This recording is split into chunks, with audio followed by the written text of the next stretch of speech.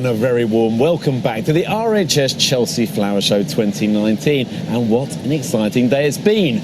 Earlier on BBC One, you'll have seen the moment Mark Gregory scooped this year's coveted BBC RHS People's Choice Award for his Welcome to Yorkshire garden. Now, I have to say that in this year's Chelsea, that is the least surprising thing I've seen. When I saw that garden, I thought that has People's Choice Award written in huge letters all over. From day one. Yeah, I totally agree with you. But it's still a huge achievement. It's a massive thing. And what I like about Mark, he's a great ambassador for the show. He's all about pushing yourself and he's representing Chelsea. I don't think people realise just what a big part he's had being at Chelsea. I mean, he's done countless shows, hasn't he? 99, really? Yes. And next year is 100th. And he said he will definitely be back. Well, we will be celebrating with Mark a little later and asking why he thinks that his design resonated so well with the great British public. Also coming up tonight from the RHS Chelsea Flower Show, an event supported by M&G Investments. Rock legend Pink Floyd drummer Nick Mason takes us on a tour of his stunning Wiltshire garden. Ahead of the bank holiday, Adam Frost is proving it's possible to enjoy our gardens long after the sun has gone down. And with garden centres reporting record grow your own sales, Chelsea's king of veg, Medwin Williams, is passing on his pearls of wisdom. Well, he certainly has lots of those to pass on. But first, with long weekend coming, most of us will be looking to make the most of our gardens. So here's Carol Klein's Chelsea-inspired shopping list.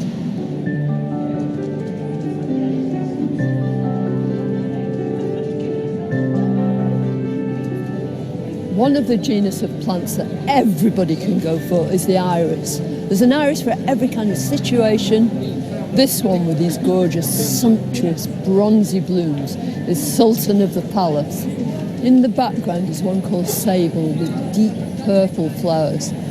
All of them seem to have these intriguing patterns in these rich, deep colours. And if you look down here at the base of these stems, you can see the rhizomes sitting on top of the soil. That's a sure sign that this is a plant that demands excellent drainage, full sun, because those rhizomes have to get baked. So if you've got poor, dry soil and it's a really sunny site, this is the iris for you. If you haven't, there's a whole range of other irises. So whatever you go for, you're bound to find an iris that's just perfect, and especially perfect at Chelsea time.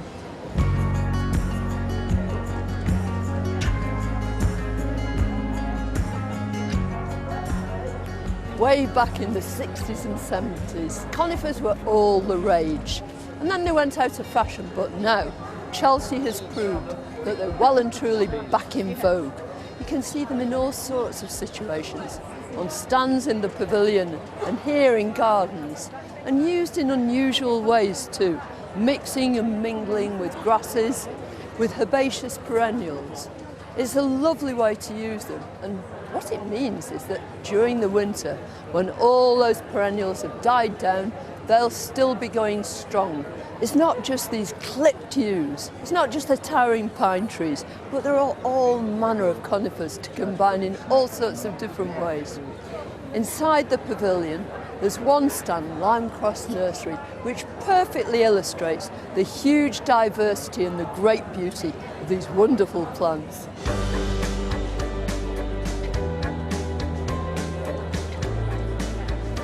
One of the families of plants that's invariably at the top of my shopping list are the umbels, Apiaceae. They're everywhere at Chelsea this year, and deservedly so too.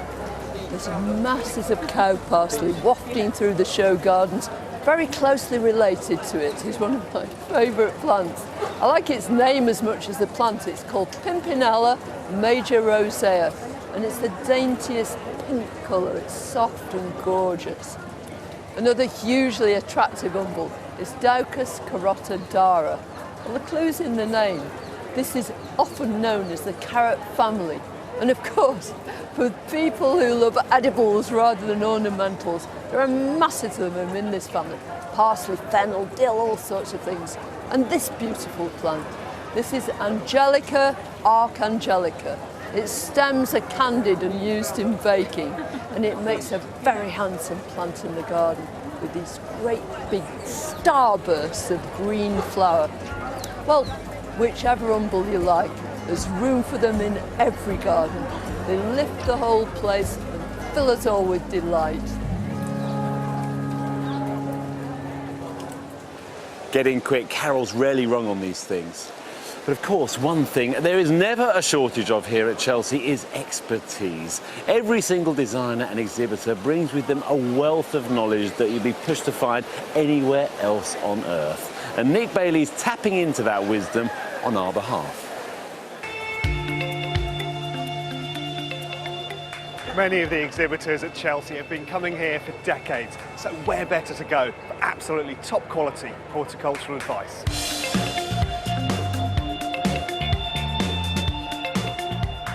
The famed Robinson sisters, it's wonderful to see you. What would be your top tips for basic chilli growing at home? Oh, a really good gritty compost is so important.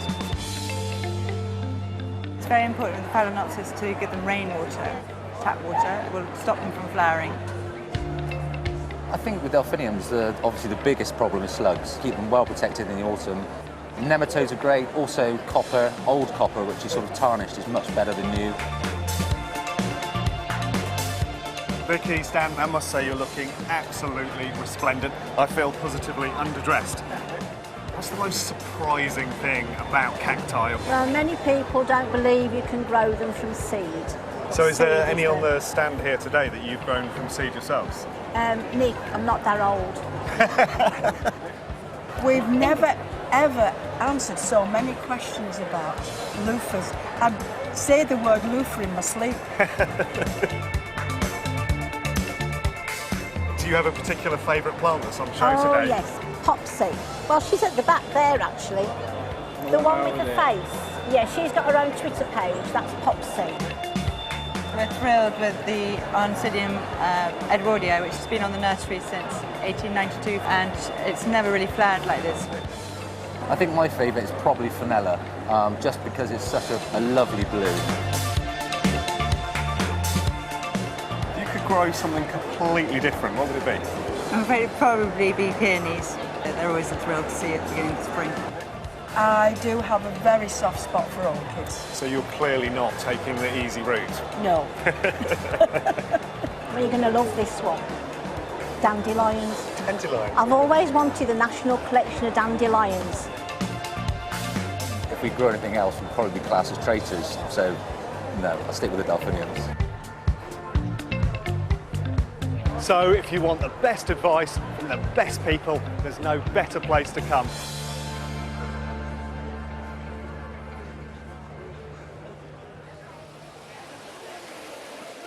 Across the showground, designers have picked up on the nation's appetite for grow your own.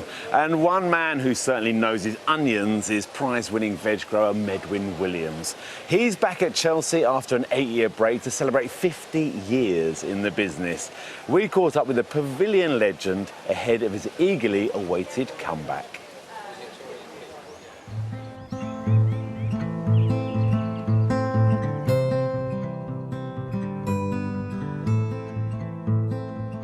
According to some people, I've had more comebacks than Frank Sinatra. Well, I don't know about that, but there is definitely a certain magnetism about Chelsea that keeps throwing me back. I've been gardening since I was a boy, really, and I'm now 76, but I'm not quite ready yet to hang up the trowel.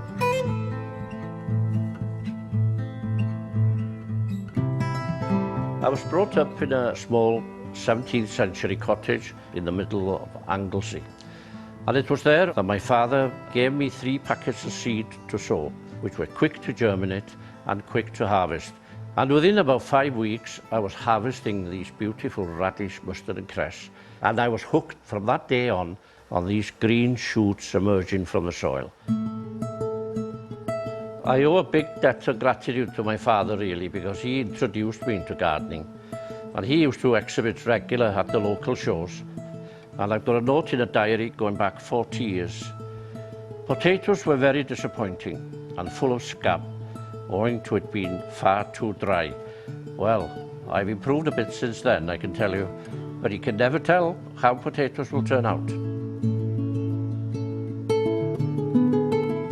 I'm not the type of person to be put off by failure, But when you're doing Chelsea, you can't afford to have failures.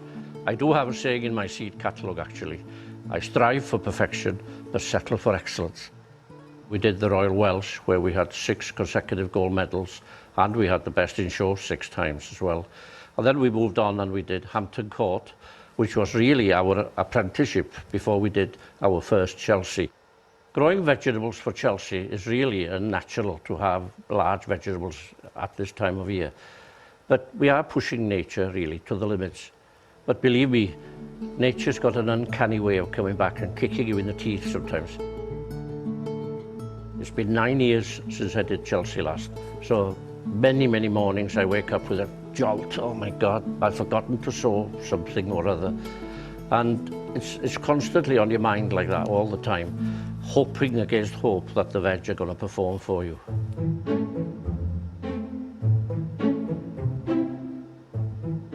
This year feels more like a comeback than ever because we need these quality vegetables that look like they've been grown in August, but effectively they're in May. I had to get this growing cabinet to grow everything. We're growing 6 different kinds of short carrots with different colours, ranging from yellow to purple to the ordinary orange. These carrots will never see daylight, and they'll probably work out to be the most expensive carrots in the world. At the moment, the plants think it's July, so they're getting plenty of light for 17 hours at night, so it'll keep the temperatures up. They need a bit of growing yet, but fingers crossed they'll be there in about 6 weeks. Alwyn came out to the army, and he came in the office one day and he said to me, "Dad, I'm going to join you in the business." And I said to him, "Well, I can't pay you much." But he's been in the business since. But Chelsea is the highlight, and we're back again this year. I'm a glutton for punishment at my age. Well, the first Chelsea we did was only just you and me, and we won the gold the first time. And that was in 1997, was it, or 6? So we had to work until about 4 in the morning to try and finish it off. And her being so much of a perfectionist, of course, I could have finished it 2 hours earlier. I get the last say every time anyway. Oh, yes, you do. Yes, I do. These are the leeks, and these are really important to our display in Chelsea, not only because we're Welsh, but also they're set at the top of the display, and the whole display is then placed around the leeks. The way we get the white or the blanche is that we actually use builder's damp course. So as you can see now, we've now got a good bit of blanche on this.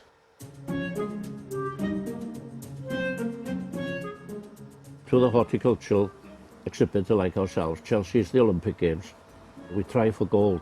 We never had anything less. I'll take a couple of volumes with me, just in case we have a silver or a bronze. Yeah, that would be a disaster. We're the only people in Wales who have had 2 best exhibits, and that's against all the flowers, and the vegetables have come tops. So there should be. You can eat them. Can't eat flowers. I know.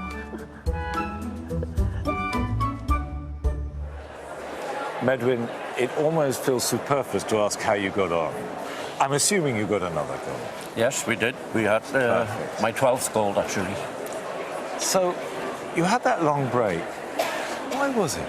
What made you stop? Well, 2010, there were rumours going around that the university complex at Bangor, where I used to grow the stuff, was closing down. We'd had 11 golds up to that point, and I thought, I'm getting tired.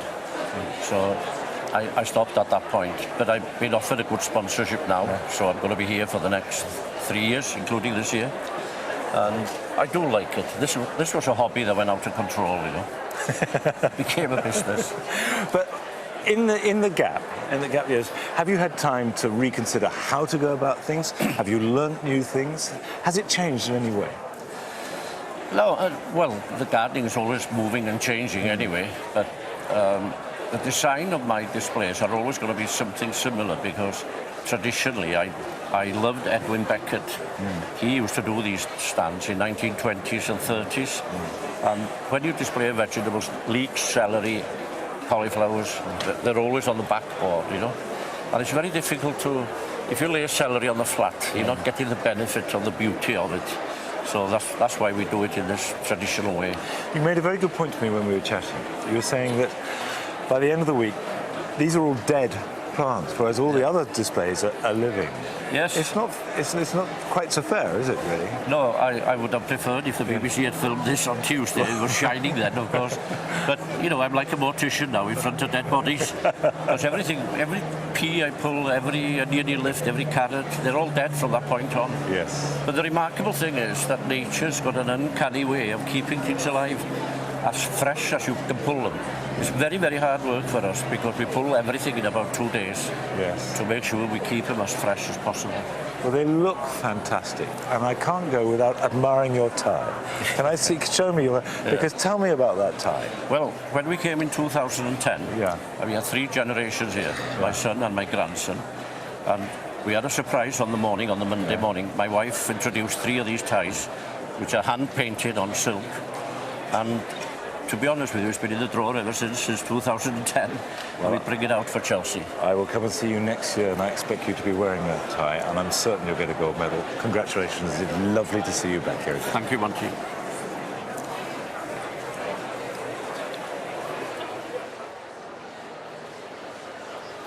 The IKEA garden, with its unusual split-level design, has certainly caught people's imagination this week, and rightly so, because there's so much going on in a relatively small area.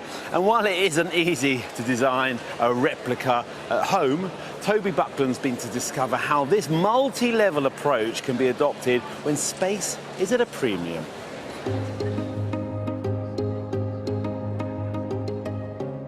Everybody likes something for nothing, and by manipulating the levels, you'll not only make your borders feel bigger, you can physically double the size of your garden. This is Kate Gould's magnificent green fingers garden, and it's like a verdant lasagna. You start on Main Avenue at one level and then come down to this green lower basement.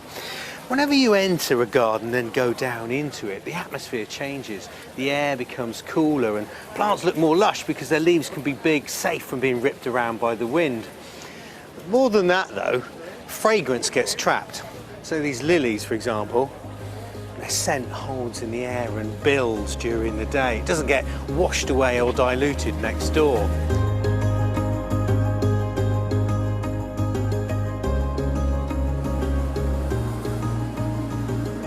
Arrived. A lift in a garden.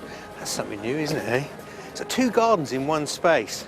Got a terrace cantilevered on steel girders. It could easily be a balcony. It's out in the sun and it's an opportunity for growing a whole different palette of plants. Sun lovers. Now, exposure to sunshine does something interesting to plants. It ripens them and makes them more winter hardy. And when you think about it, frost, cold air, builds from the ground up in winter, and often it doesn't reach a terrace or a balcony. That's why your pelargoniums seem to last so long. Of course, you've got exposure to wind, but you can go with it with plants like stiper that rock around and sway.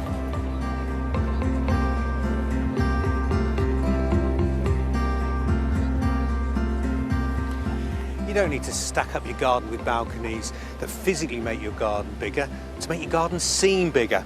The design here has a lot of paths that wend their way up a gentle slope. Now, winding paths do make your garden seem larger because they create nooks and crannies for planting, just interest that slows you down. And terraces and steps, well, they do provide more space to plant and all that room down the front for cascaders to tumble over. But the most important thing, even from just 4 feet above the surrounding ground, plants that are unremarkable at eye level look completely different from up here. The achillea, the thyme and the cotula, they form a flowering tapestry below your feet.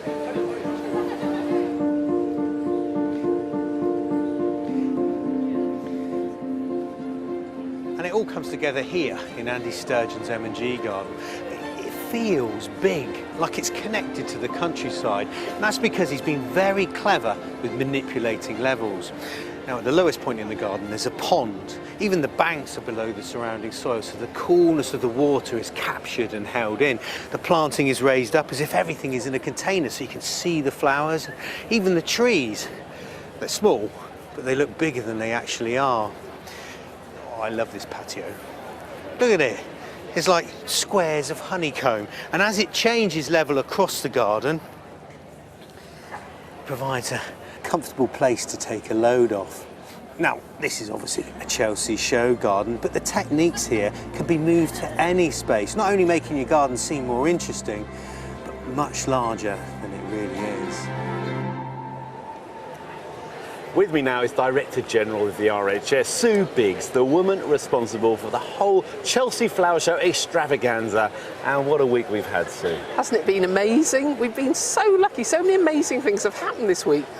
Mostly, of course, it's been Britain. The weather has been so kind to us all week, and that's just set a magic sparkle over the show. Yeah, it's been consistent right across the week as well, hasn't it? I mean, Which the sun is has been crazy. shining, but the quality throughout the show, I think that's the thing I noticed. It's definitely gone up a notch now. I mean, Yeah. even the feature gardens like this one that we're on at Bridgewater, that's just Tom Stewart Smith being here, but the show gardens and the artisan gardens and space to grow, there's so much variety this year. I think that's what everybody has loved so much. Yeah, we had that amazing moment with Andy winning Best Show Garden, creeping up on him. tears. And I know, he was in tears. But, He's such a brilliant designer and such a lovely man. He cares so much. yeah. But for years I wanted to see the gardens, I wanted to see the Yeah. plants. Okay, I'm interested in the stories, but for me this year, it's more about the generations and the families and, just the emotions wrapped up It's been very in it. emotional. You're absolutely has, right. it has. It's the emotion of it. And you talk about families, and our Back to Nature garden, the RHS Back to Nature garden, was really, I mean, I have to admit, we never imagined we would get quite the publicity. But when the Duchess of Cambridge agreed to co-design that, it was just such a boost for the amazing message of, if you're a parent or a grandparent, let your children garden, let them play in the stream, in the soil, really let them get gardening again, because we need the next generation of gardeners. Tell us a little bit about Bridgewater, this garden, because this is going to move. so exciting. This is a huge project, the RHS. Yeah, it doing. is. I mean, everything you see, these huge, great big structures here, and the plants are on Sunday. They go, they finish their Chelsea holiday, and they go up to Salford, which is where our new Bridgewater garden is. But before that, we've got a whole show season ahead of us, haven't we, as well? Exciting what season have we got ahead. to look forward to? Well, I mean, I'm from Sheffield, so my local show, if you like, for that is Chatsworth, and that begins the week after next. Just time for the feet and the voice to recover, and that's going to be beautiful. I mean, right there in front of Chatsworth House. Amazing bank of dahlias this year we've got, so a riot of colour. But the bit I think I'm really looking forward to at Chatsworth, I've never heard a tree drinking before. We have this whole feature of the power of trees, and you can listen to the trees drinking. Oh, wow. Well, there's lots of trees here. And then we've got Hampton Court. Well, Hampton Court. Enormous show. Which is now my local show, because I live near Hampton Court now, and that's an enormous show. But really exciting this year, because we've made this switch now for it to be far more of a garden festival. Well, it's changed its name. It has. The RHS, Hampton Court Garden Festival. Garden Festival. And of course, if you weren't lucky enough to come and see the Duchess's garden here, the Duchess has been so kind to keep this message going about the power of gardening for children and mental health. She's building another one at Hampton Court. So that's going to be fabulous too. Lots to look forward to. Sue, lovely to see you. I mean, congratulations. This has been a fantastic week. Congratulations to you and the RHS. I am amazed. Luckily have an amazing team at the RHS and everyone who supports us here. Thank you. Another woman who wouldn't miss this week for the world is the TV presenter turned RHS ambassador, Baroness Floella Benjamin. And she's been coming to Chelsea with her family for years. And it's a place that brings back many happy memories.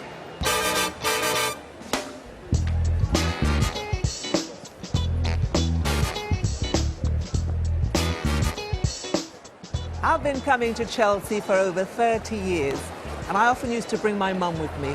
It was the highlight of her year. She adored Chelsea, and I remember those days so fondly. Happy memories.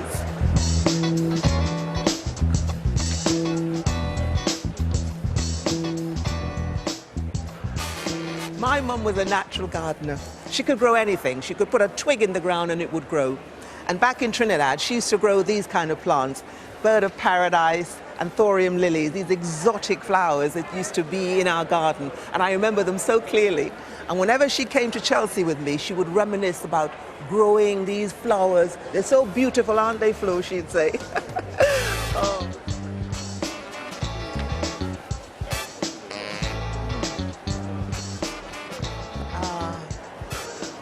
I adore orchids. In fact, both my mum and I, our wedding bouquets were made up of orchids. So beautiful, delicate. Oh, I just simply adore them. And my house, it's full of orchids because they're so easy to look after.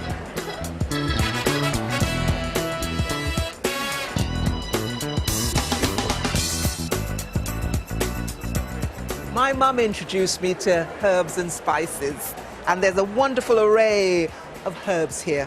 Beautiful herb garden. There's some coriander over there, which is perfect for fish. Oh, and this one I love, lemon balm. I grow this in my garden, which is gorgeous. Thyme. Now, thyme, any good Caribbean dish will be seasoned with thyme. Chicken, leave it to marinate for about an hour or so, and that's perfect. That's what my mum used to do. That's what she taught me. And over here, mint, fresh mint. You know, if ever we had a tummy ache, my mum would pick a couple of leaves of mint and give it to us to chew, just to settle us down.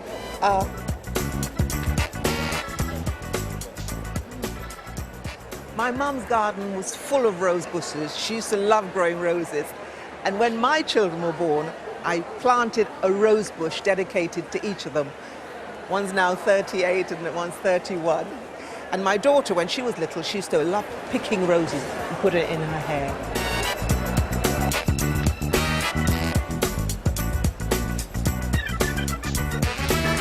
I adore coming to Chelsea each year. I'm surrounded by happy memories, plant memories, thinking of my mum, my children.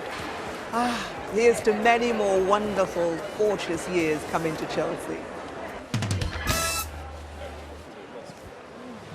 Still to come at the RHS Chelsea Flower Show, an event supported by M&G Investments. I will be chatting to the Pink Floyd drummer, Nick Mason, and his wife, Annette. And they'll be taking us on a tour of their stunning Wiltshire garden. I'm looking forward to this one. Juliet Sargent's taking a fresh look at some classic blooms that are long overdue a revival. Are we talking about begonias there? No, not begonias, hopefully, Monty. Okay, but first, all week we've been enjoying the show gardens, bathed in glorious sunshine. But they take on a whole new dimension when the sun goes down. Adam Frost has been given exclusive access to the showground at night to look at some design tricks that will help you get more from your garden after hours.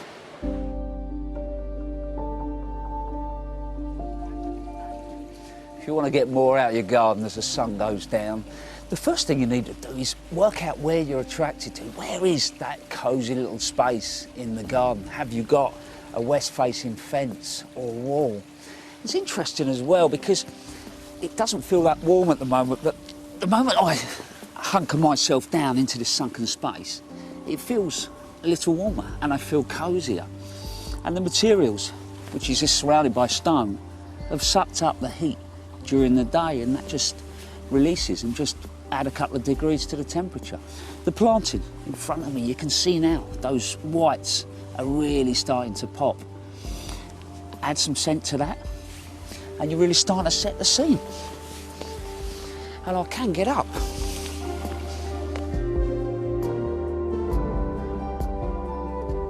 This garden really proves you don't need to go over the top with the lighting. It's 10 metres by 10 metres and there's 5 or 6 uplights that really pick the detail up in the bark of the trees. And there's just some LED lighting as well marking the step, which provides a little bit of safety as you move around the garden. But for me, another thing that's important during the evening, natural light of the moon, and at the moment on that water, looks incredible.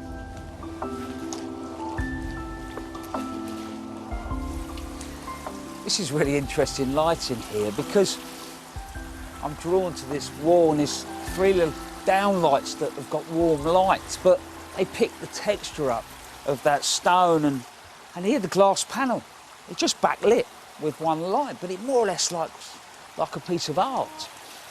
And then here we cross light the water feature, and as the water drops, it's incredible, it just brings it alive. It's interesting as well because the whole area feels warmer, and partly that is because it's using a warm white light. Makes the whole area feel really cosy.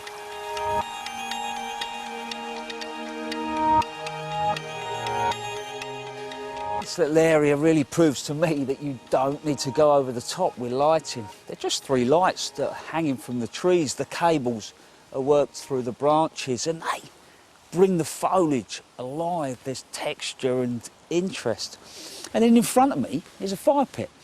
The colour of the steelwork is picked up in those lights. But you can imagine this just blazing away and you're sitting enjoying a drink and just letting the evening pass by. Be lovely.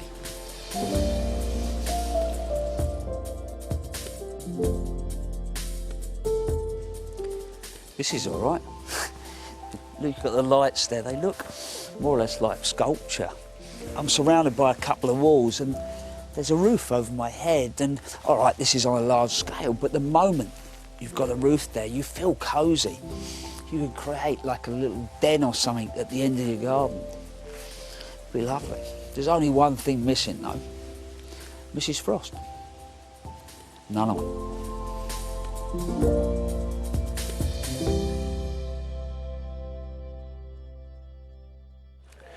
Gardening influences and is often influenced by other creative disciplines. And the Pink Floyd drummer, Nick Mason, shares a passion for gardening with his wife, Annette. And they've turned their country garden into the perfect antidote to the rock and roll lifestyle.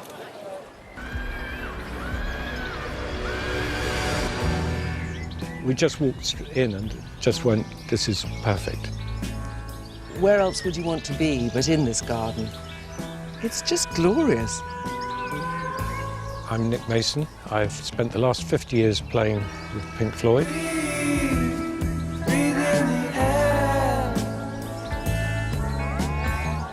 I'm Annette Linton Mason. I'm an actress, a sculptress, and I'm also Nick's wife.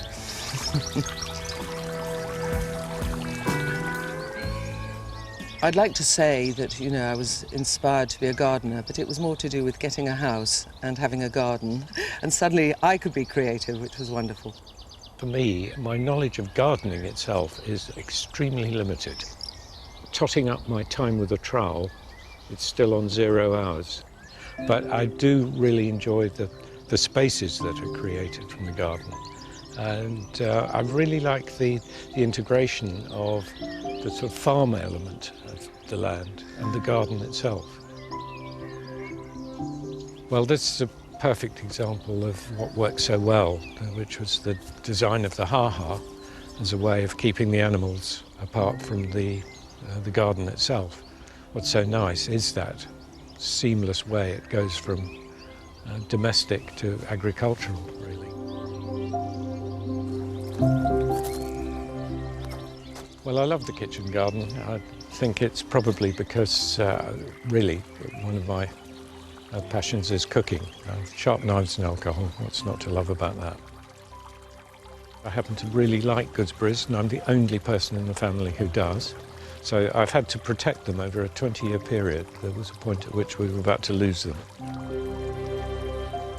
On a good day, it actually gives us some food, but it's also a space where there's an opportunity to sort of sit and reflect.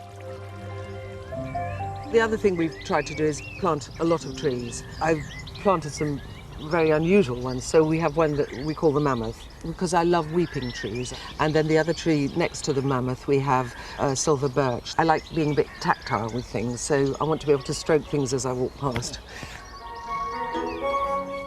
So beautiful, it's like paper. And the different colours, and I love this tree. It's one of my babies. The other tree I love is my woolly mammoth tree, and you can tell how much it's grown recently, my mammoth, by the amount of brighter green on the end of each twig. Okay.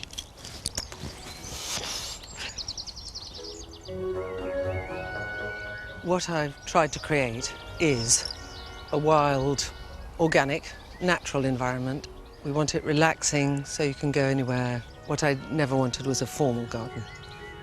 Shall we go over there? I just want to have a look at the bark.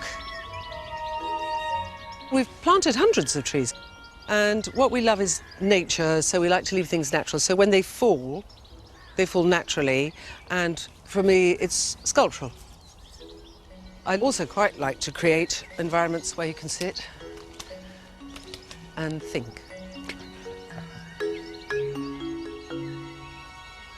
These are the sculptures I did of the boys when they were quite young, but they're 6'2" now, so I think I might make some giant sculptures if they'll pose, if I could ever get them back now.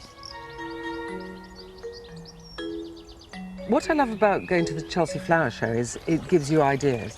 So I do take a lot of photographs and try and create my own version of them. I think it's called plagiarism, isn't it, if I steal their ideas. The great thing about Chelsea is the opportunity to see so many different ideas in one place. Frequently it's about discovering the idea of unusual ways of presenting plants, but also more and more people exhibiting sculpture. So the weeping tree is rather beautiful. Look how big it's got. You coming? I'm waiting for the dogs. Come on, dogs. The swans, I love the heart shape as you drive in. Funnily enough, I think the water level should be a little bit higher. Yes, because they're levitating. Levitating rather than swimming. Yes. Unusual. OK, could you arrange more rain, please? Made you laugh. I'm a serious gardener. Well, I will be by the end of this. Having seen your garden and having an insight into it, it's clear that both of you are getting slightly different things from it. I mean, you're quite active in it, and you seem to be more passive, if I can put it like that. Yeah, a sort of fake gardener, maybe. Well, he sets me off, I think. Does he? And I mean, do you work together? Do you share the conversations about it, or do you observe? Oh, we certainly require agreements from both parties. Yes, before. absolutely. And what are you getting from Chelsea today?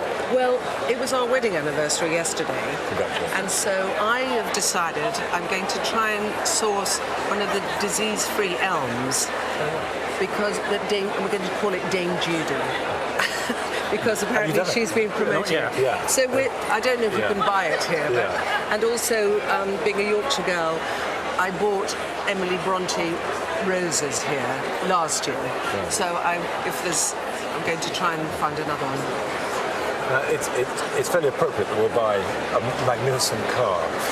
You were saying to me earlier that you sometimes display your cars when you open the garden. Yeah.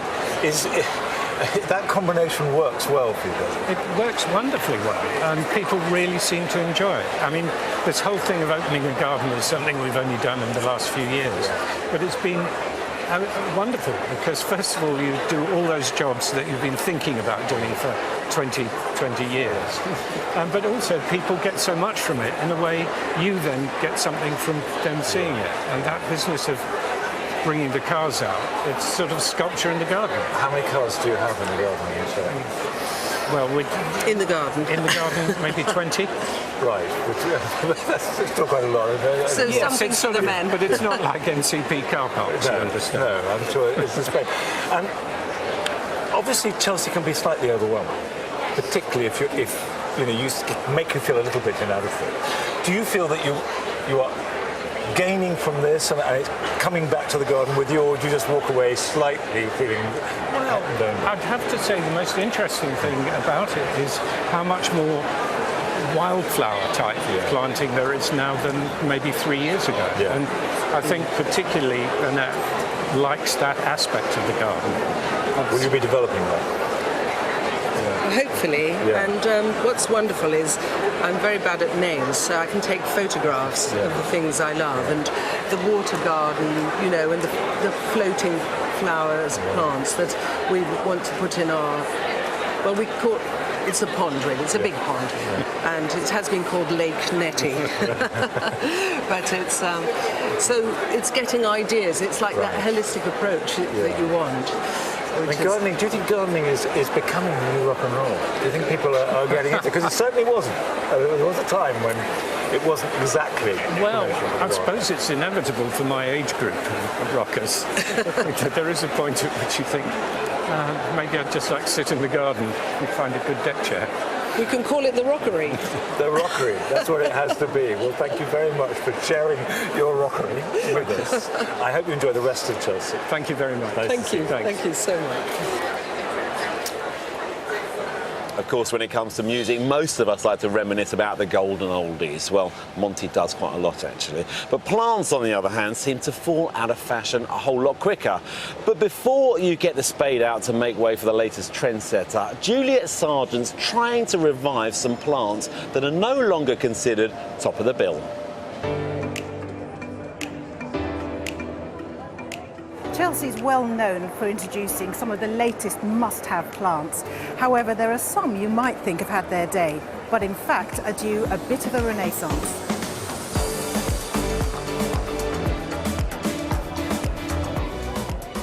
You may think of dahlias as the plant that your granddad used to grow and show at the local competition to see who could get the biggest and blousiest bloom. But think again. The simple single flowers are loved by bees and insects, which is bang on trend these days. And if you group them in the sort of traditional block, it's less interesting, I think, than combining them with lupins, delphiniums and foxgloves, which gives you a much more modern display.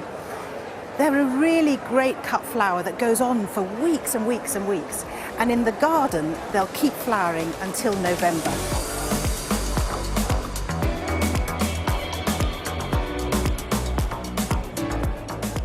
Mike, sometimes we think about fuchsias as being mainly for hanging baskets and they probably won't make it through the winter. What is it that you love about fuchsias? The thing I love about fuchsias is just so much variety. There's so many different colours and shapes, and that's very easy. Once you get the hang of it, they're very easy to grow. So when should we cut them down if we're going to get them to last? Right. The harder one, we always recommend leave the growth over winter, but then usually as the spring starts, they'll start to shoot. And the traditional time is April 21st, the Queen's birthday. Okay. So it's a good one to remember. They do, in fact, invite you to look more closely, don't they? Because they are exquisite in the form of the flower. It's really lovely, actually. They really are, yes. I mean, that's Claudia. It's such a beautiful one. And the icing on the cake is that the berries are edible. Yeah, a lot of people don't realise this, but you can eat the berries on any of the varieties, not special ones. Some berry up really well. And they're a sweet little thing, a bit like a grape. They're just wonderful. You make jams and all sorts of things with them.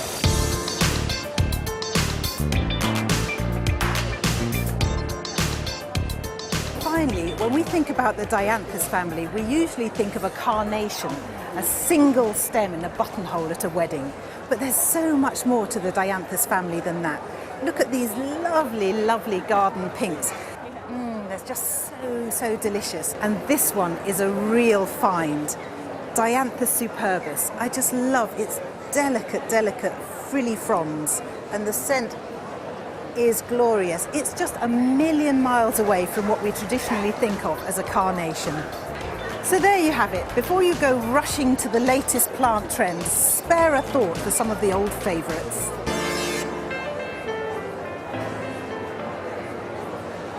Drought-tolerant plants like the ones here on the Daisy Roots exhibit have attracted a great deal of attention this week. But before Mark Lane catches up with owner Annie Godfrey, we visited her nursery in Hertford to find out how her plants are designed to thrive in a heat wave. Now, forecasters say temperatures could soar even higher tomorrow, perhaps to 30. Weeks of dry weather, which has caused reservoir levels affected by a hosepipe ban early next month. Set to be any let-up, with temperatures increasing into tomorrow. Climate change is happening. If last year was anything to go by, then summers are getting hotter and drier. The population is increasing. We're going to need more and more water for ourselves. We as gardeners are going to have to evolve if we want to maintain a nice looking garden. I'm Annie Godfrey and we are here at Daisy Roots, which is my nursery that specialises in choice and unusual perennials and grasses with a tendency towards drought tolerance.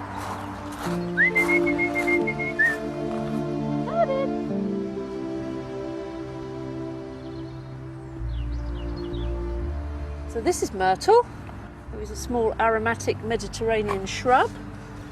And this is the aptly named ivy, who climbs over everything and eats it up, basically. So they've grown into their own names. The beauty of drought-tolerant plants is their different adaptations. Some have succulent water-storing leaves. Many of them are silver-leaved. A number of plants also have aromatic oils in their leaves. Spring is springing everywhere around us. We're so lucky with the cedar tree at the back there as a backdrop, which of course is another very drought-tolerant plant from the Lebanon.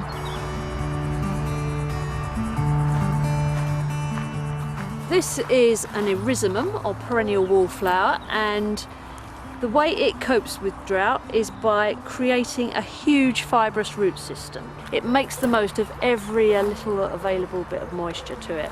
You can see these very fine roots.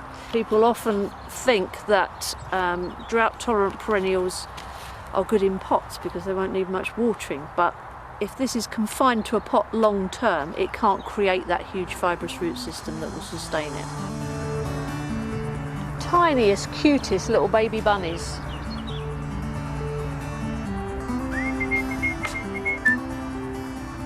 Come on. Oh, it's bunnies, look.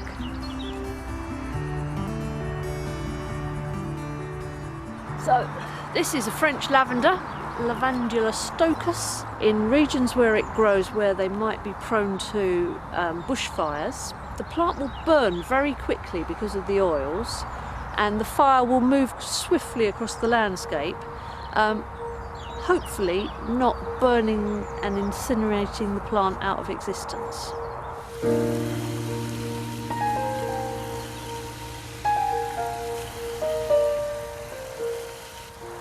Plants in pots do need watering daily, really, particularly on days like this as there's sun and a bit of breeze. So although we specialise in drought tolerance, as far as plants grown in containers are concerned, we are watering quite regularly.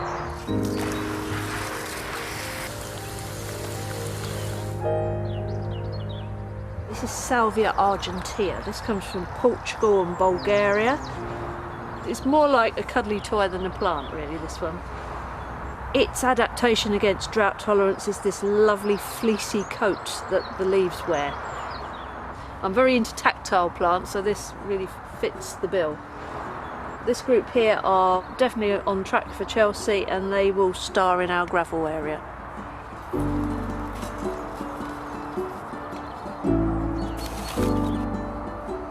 Chelsea is a challenge. As far as climate control for Chelsea goes, we can put them inside the polytunnel, outside, or inside the shade tunnel. That's our warm, medium and coolest options. We end up doing a lot of running around and moving of plants depending on how far forward or back they are. 2019 will be Chelsea number 7, so we're doing something slightly different this year. We're doing long and thin instead of square, which the judges will either love or hate.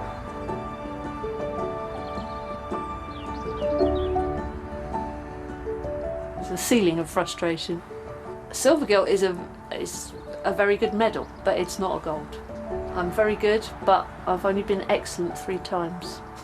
But we got there in the end, so fingers crossed for this year.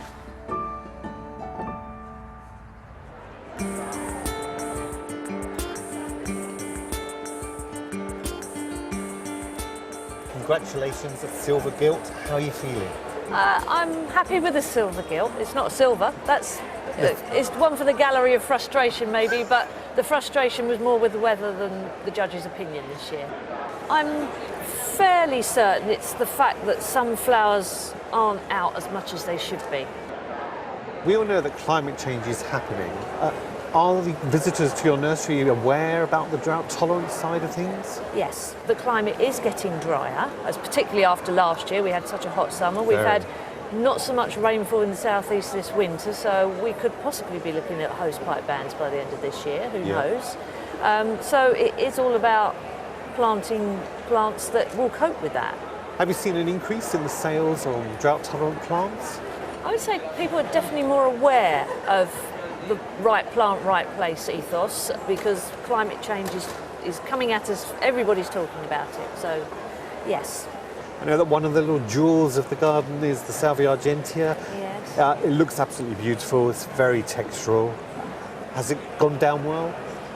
Yes, it's always a very popular plant. It sells if we've got them available. Yep. It's a plant that has sort of sporadic germination. So some year we get really good germination and we've got lots available. Some years not so much. I love it because it's so textural. You just want to keep stroking More like it. a cuddly toy than a plant. Really. It really is, isn't Yes. it?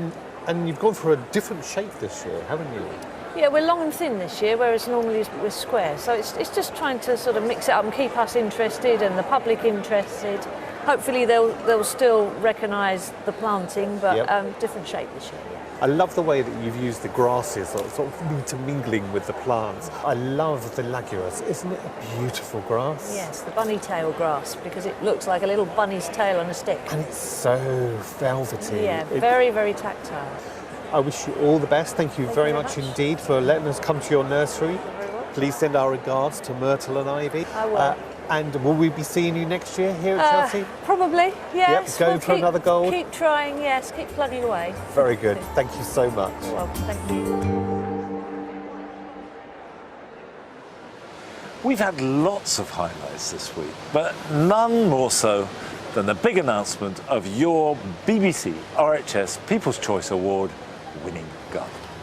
Earlier today, we had the pleasure of crowning Mark Gregory in his Welcome to Yorkshire Garden this year's winner. And once the crowd died down a bit, and it did take a while, I managed to grab him for a quick chat. Mark, congratulations, the People's Choice. Well, second year in a row. Second year in a row. Thank you. Absolutely fantastic. Yeah, How are you amazing. feeling right now? Just emotionally drained, to be honest. You know, these shows for all the designers and contractors, everybody gives the max, and you know, there's not much left in the tank. Done a lot of talking and talking about the garden, but this really is, you know, the people have voted, and it's just wonderful, absolutely wonderful. So yeah, because I mean, you got a gold medal. You know, you always get a gold medal these days. But how does this compare to getting a gold medal, winning the People's Choice? I think, I mean, obviously the gold medal, because you meet an RHS a very exacting standard, and I think obviously it's going to get harder to get a gold medal here. But to get the People's Award, I mean, you know, the amount of people that vote for this, it's just, I mean, it's very, very special. Yeah, in a way, you're sort of, you know, it's a very different thing because you're connecting emotionally with people who see this on the programme, and they don't really care about the judging and the point system. They just see the garden and love it and want to vote for it. Yeah, exactly.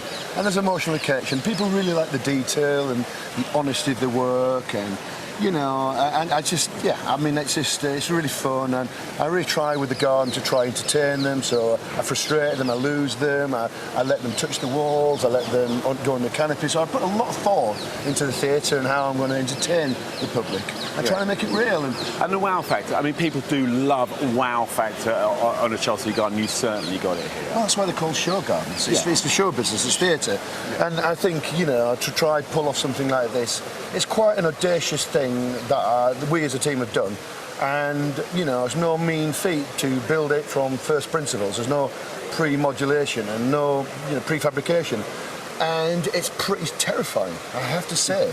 You know, once you start to dig... You're always pushing yourself, always pushing yourself. You know, I think, isn't that what this show's about? It's a world class, it's a world event, and it has to have world-class exhibits. That people have come up to me and said, how the hell have you built that? How the hell have you built that? And that's what you love all of that. Well, I love the challenge, I love to set the bar, my own personal bar, and, you know, I'm kind of driven by the Chelsea bug, I'm driven by something that's the way I am. Yeah. But, you are driven. Mark, 99 this year. I'll see you next year for your 100th. Congratulations, it's a fabulous achievement. Thank you, Joe. I really appreciate it. Thank you. Thanks very much. Thank you.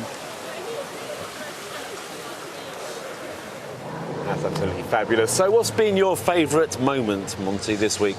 Well, there have been lots of good moments. One moment, please. But I do think it has to be really meeting and interviewing the Duchess of Cambridge, who I think has impressed everybody with her commitment, her involvement, and the sort of earnestness without being solemn about the whole thing. I think that was wonderful. No, and I thought you did a great job on the interview, if you don't mind me saying. I thought, you know, you teased a lot of stuff out of her that we had never seen before, so it was lovely. Well, it's always good to talk to somebody who's passionate about what they're doing, and it doesn't matter if they're a duchess or not. Yeah. It's wonderful. my moment, and it was just a moment, as you know, I asked you the question, was just getting a big hug from Mr. Ishihara when he got his gold. You know, I rarely hand out the medals, or I'm there when it happens, and he goes crazy. The enthusiasm is just fantastic, and I was there, and I got a great big hug from him, and really celebrated that moment. Yeah, I mean, I saw him in Tokyo, and he said he'll come back to Chelsea. It does matter to him, you're right. He'll be back every year from now on, I think. OK, here we go. Hashtag Ask Monty Joe. Okay. Joanna Emery, hello both. Have you seen any unusual or surprising plant combinations in the gardens at Chelsea this year that really work together? It's a difficult one, really, because you expect everything to work together. The whole point about Chelsea is the plant combinations. I've got huge pleasure from the delicacy of some of the plant combinations. There's beautiful yellow iris and excelsior and yellow lupin on the green fingers garden. But then you would expect that to be I mean, and you know, some of the green combinations as well. There's one combination I think would work really well in your paradise garden. Actually, there's this lovely little buttercup. It's called Adonis. It's named after me. Yeah, of course, a godlike figure. Yeah, exactly. Adonis aestivalis, and it's a lovely little red buttercup. It's on Tom Hoblin's garden, mixed in with the grasses. I will check it out. It's gorgeous. That would be brilliant. I will do that. OK, another question. OK, so which garden design feature from this year's Chelsea would you use in your own garden? That's a tricky one, because design features that you love, like Andy Sturgeon's wooden sculpture, wouldn't look any good at all in my garden. No, but I don't agree, because you have to adapt things here. I would love a black backdrop with a bit of texture. I think that would be my one, actually. On the Back to Nature garden, which the Duchess of Cambridge was involved with, there was a little waterfall with great big stones and rocks. I can see that working in my pond. Do you remember you helped me put the liner in? Maybe you should come up and help me fix that waterfall. OK, I'll come and help you, no problem. Yeah, you pay the train fare, and I'm there. Catherine Wilkins asked, will either of you ever do a show garden at Chelsea, or even together? I'd like to do another one at some point. Would you? I would like to do another one at some point. I don't know when, but you know, he's got these ideas sort of milling around. But together? No, I won't do a show garden with you, Joe. Oh, I won't Much do as I love you, I don't want to do a show garden. I couldn't design by committee. No, but I could. I would never do one, I don't think. But if I did, I would definitely do it with my wife, Sarah. That's lovely. She's somebody who I know I can work with, and she's a very good designer. But I don't think it's necessarily going to happen. Well, I could work with your wife, Sarah, as well, but I couldn't work with you. Well, I can tell you, you wouldn't last long if you didn't behave yourself, Joe. That's for sure. Well, I'm afraid that is almost it from us tonight. But we have had a fantastic week here at Chelsea. But we're not done just yet. There's more from us tomorrow night on BBC Two at 8 p.m, when we'll have more of our favourite moments from across the week, as well as a bumper session, Monty, of Ask Monty and Joe. So keep those questions coming in. But until then, from all the team here at Chelsea, good night. Good night. Bye-bye.